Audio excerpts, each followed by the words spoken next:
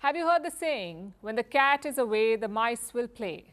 It means that when the person in charge is out, underlings get up to mischief. It seems this idiom is playing out in Lebanon.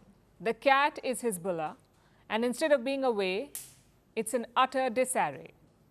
Their longtime chief, Hassan Nasrallah, is dead. The rest of their top leadership keeps getting assassinated, and they're fighting off a ground invasion by Israel. So the cat is definitely preoccupied. In the meantime, a foreign mouse seems to have hatched a plot to determine Lebanon's next president. We are having conversations with a number of different players inside Lebanon, and not only are we having conversations with them, our allies and partners from inside the region and from outside the region are having those conversations, and oftentimes we have sort of intermediaries to talk to individuals inside Lebanon. Those are ongoing. I don't think it's productive for me to read them out publicly.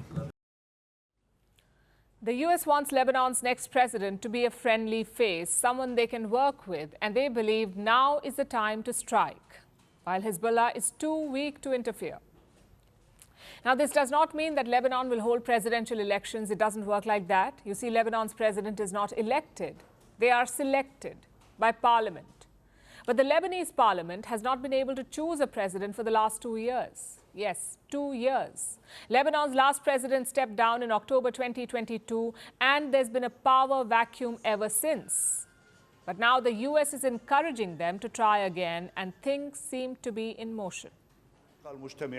Calling on the partners in the homeland to take the path of reconciliation and mutual understanding under the umbrella of one homeland, the Constitution and the comprehensive institutions, and to assume our joint national responsibilities by electing a consensual president for the Republic who reassures everyone and dispels their various concerns. That was Lebanon's caretaker prime minister. Yes, caretaker. The country doesn't have a full-time president or prime minister at the moment. That's how bad the deadlock is. But the U.S. is hoping to break that and hoping that their man gets the job. The U.S. is reportedly backing this man, Joseph Aoun. He is a general in the Lebanese army. The U.S. believes that Lebanon's army has a big role to play in the future. Whenever Israel and Hezbollah agree to a ceasefire, after that the Lebanese army will have to take control, keep a watch on the border and replace Hezbollah fighters. That is why the Americans are backing an army general as the next president. But so far, their man was nowhere in the lead. Lebanon's parliament has had multiple rounds of voting, and they haven't been able to reach a consensus for 2 years. The main reason was Hezbollah. You see, Hezbollah is not just a militant group, it's also a political party. They have their own MPs who all backed another candidate. This man, Suleiman Frangieh. Hezbollah considers him an ally, so they refused to let any other candidate become president. Hezbollah did not have enough seats to ensure his victory, but they had enough to veto any other candidate.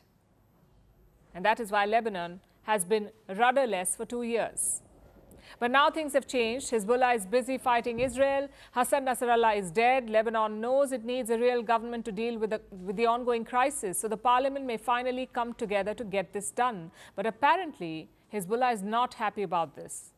They don't want a president selected without their approval. Listen to the acting chief of the group. We support the political efforts that Lebanese Parliament Speaker Nabi Berri is undertaking towards a ceasefire. In any case, after the ceasefire is established and diplomacy is able to achieve it, all other details will be discussed and decisions will be taken collaboratively. He said Hezbollah wants to be a part of political decisions in Lebanon, which means they may not agree to a U.S.-backed president. Will the U.S. succeed in installing their candidate? Will the people of Lebanon accept it? And will Hezbollah retaliate? We'll find out in the days ahead. Firstpost decodes the U.S. election. Explains how America chooses its president. Your primer on the race to the White House. Everything you need to know about how America votes and its global implications. U.S. Election Explained, every Monday and Thursday only on Firstpost.